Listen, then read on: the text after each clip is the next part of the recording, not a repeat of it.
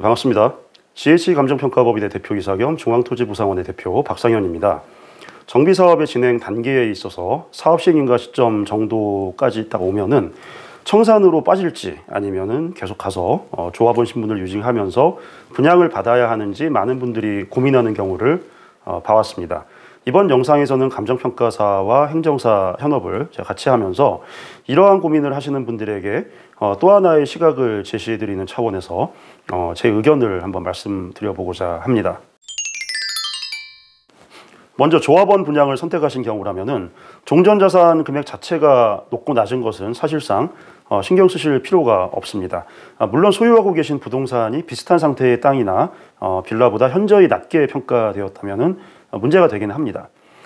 종전자산은 여러 가지 이유로 이렇게 낮게 책정되는 경우가 많은데 조합원 분양을 생각하시는 경우라면은 평가 금액이 전반적으로 낮아도 나뿐만 아니라 전부 다 이제 전반 낮게 평가가 되더라도 비례율이 보정이 되기 때문에 높게 보정이 되기 때문에 결국 권리가액은 제자리를 찾아가게 됩니다.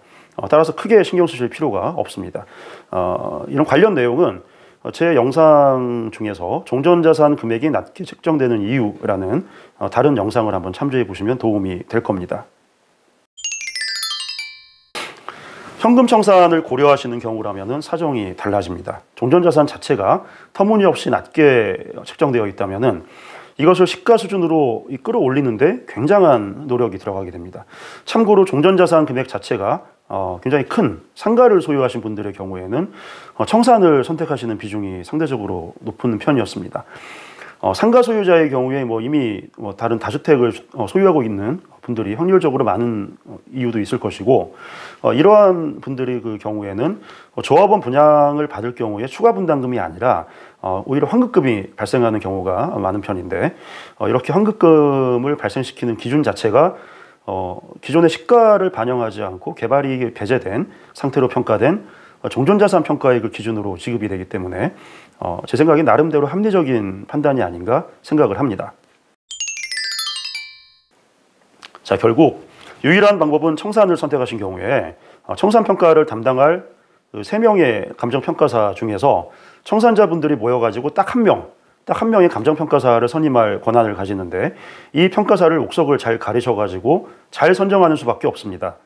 청산평가 금액이 나온 이후에는 감정평가 실무 경험이 있는 전문가의 도움을 받아서 수용재결이나 이의재결, 행정소송에서 추가적인 가격 상승, 현실화를 기대해 볼 수가 있습니다. 추후에 상승 보정을 기대해 본다고 하더라도 처음에 청산평가 단계에서 낮은 금액이 책정 딱 되어버리면은 재결이나 이후에 소송에서 정말 힘든 싸움을 하셔야 합니다. 따라서 현금 청산을 내가 딱 선택을 했다. 그렇다면은 주변에 같은 상황에 있는, 즉 청산을 선택하신 다른 분들하고 연락을 하셔가지고 함께 모이셔가지고 긴밀하게 협의를 하셔서 종전자산 평가 금액 대비 현금 청산 평가에서 훨씬 더 현실화된 금액을 책정해 줄 수 있는 전략을 가진 평가사님을 선임하는 게 가장 현명한 방법입니다. 자, 현금 청산을 할 것인가, 조합원 분양을 할 것인가, 갈림길에서 선택을 못하는 경우에 감정평가 실무 경험이 있는 전문가의 도움을 받아보시는 게 좋은 방법일 수 있습니다. 그러니까 종전자산이나 현금 청산, 수용재결, 이의재결에 이르기까지 결국 모든 과정에서 키를 쥐고 있는 것은 감정평가사입니다.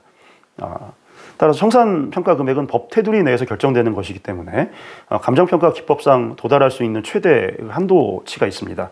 그러니까 이에 대한 전문적인 분석이 뒤따를 수가 있다면은 여러분들이 의사결정을 하시는데 큰 도움이 될 것으로 보입니다. 이상 GH감정평가법인의 대표이사 겸 중앙토지부상원의 대표 감정평가사 겸 행정사 박상현이었습니다. 감사합니다.